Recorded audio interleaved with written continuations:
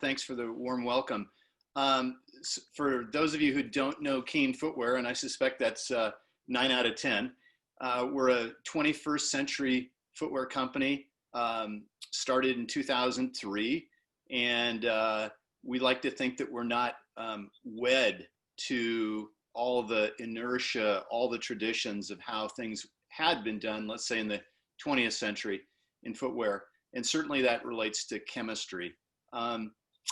We're a family-owned, values-led footwear company. We do about 8 million pairs of shoes a year.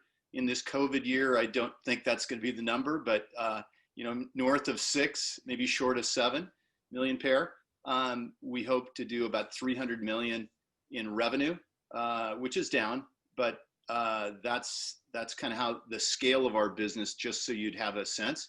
I spent 27 years at Nike, so just being conversant in that business model, they do about 550 million pairs of shoes. They're 85 times bigger than we are, and certainly,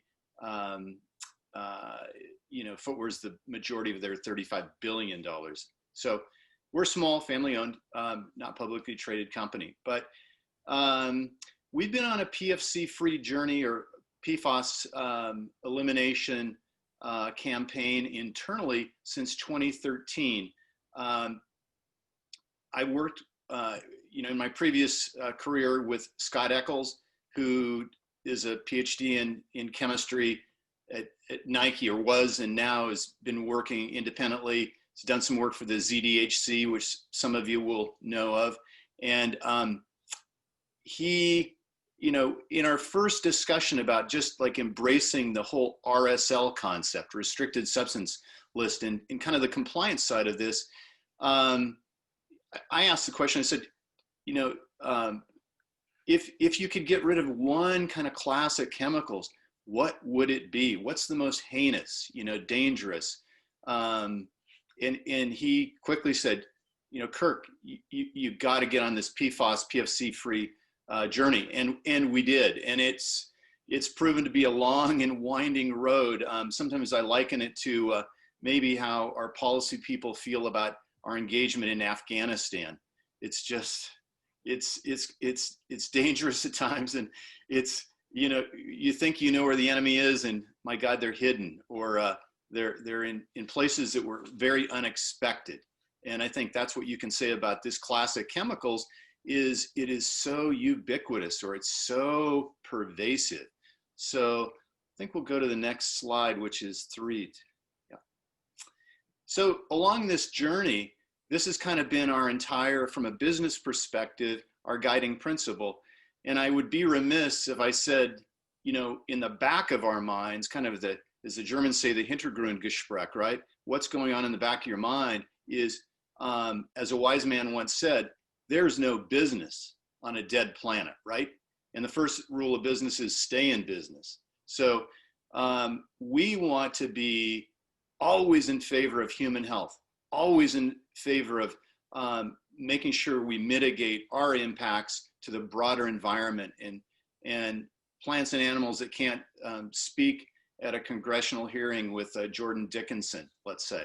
We want to speak up for those that don't have voices and votes to cast. So this has been kind of our guiding principle, and it's kind of equal-sided for a reason, that whatever we pick that is a ingredient in the recipe of Keen Footwear, the ingredients need to be safe for human health and the broader environment. From a business perspective, they need to be affordable. And of course, foremost, central to this whole equation is whatever we use has to be effective. We cannot substitute, ineffective components that go into the recipe of creating great footwear. So that's but knowing that PFCs are so dangerous to human health, we've been adamant since 2013 on getting rid of them. So next slide, if you want to hit it. Number 4, yeah. And so this is a horrible slide, and please don't squint, but it gives you just some sense, maybe visually, that we found when we started taking various Keen shoes and sending them to Bureau Veritas, Intertech Testing Services, or SGS. These are all good third-party chemical laboratory service providers that we use in our industry. PFAS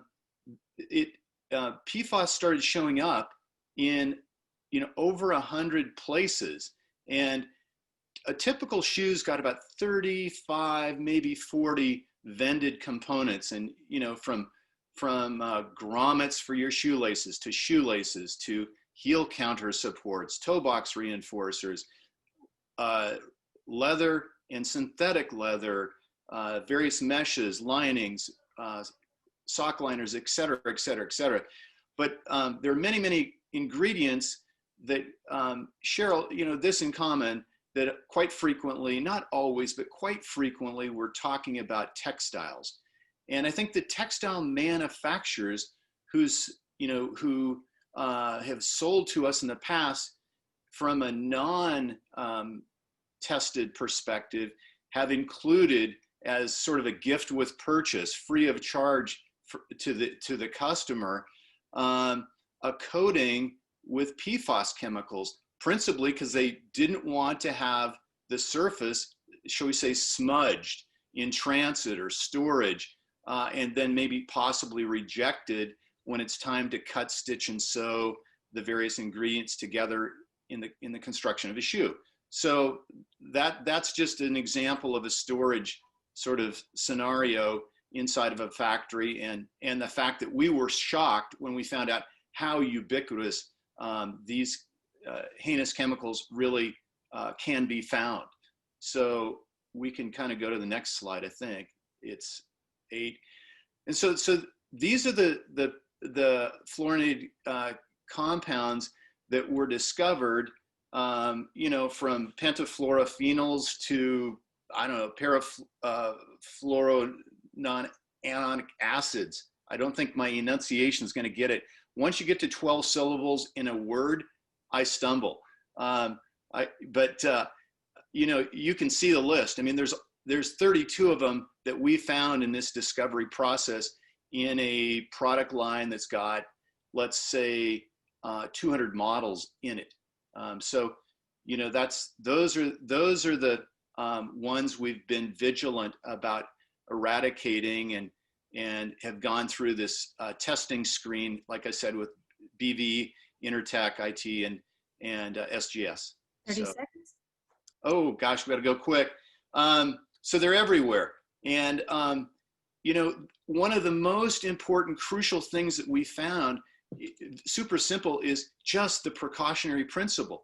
Like, if you don't need it, if it's not doing something you want done, don't use it. And we got rid of 67% of our annual consumption of PFAS simply by saying, holy smokes, we make sandals for use in water, for rafters, kayakers, people that are at the beaches. What difference does it make to take the PFAS out, which is used to shed water from the surface of the textiles, like on the webbing sandals here, the Newports? And so that was the easy victory. And that really inspired us. Like, we got rid of 2/3 of the annual consumption problem simply by working with the vendors on these shoes. Now, the remaining 33% was the Afghan war that's taken us 7 years. And you can flip to slide, I think it's 13. They're, just that they're everywhere. And so this was a lot of lengthy, laborious explaining to mill manufacturers that we didn't want it on our textiles we were buying. And from my perspective, it's like, you're going to save money because you're spending money both in time and material to coat our products with PFAS. So you're going to save money. Please do it. And they were reluctant. And what we do is we test to make sure they are free, but then we verify. After we assemble the shoes, we send them to laboratories and find out whether or not they've cheated us or ignored our requests. And then ensues a more complicated process of getting them to resubmit and reimbursing us for doing something the wrong way. But time. So anyway, the last thing I will say is, what I've found is you just got to be super vigilant. Fortunately for us at Keen, We have an owner who gives us ample funding and resources. And, you know, I would say at this point, we are 98, 97% PFC free. And we're just going to stay vigilant, keep testing, keep working. So thank you very much. I enjoyed doing this.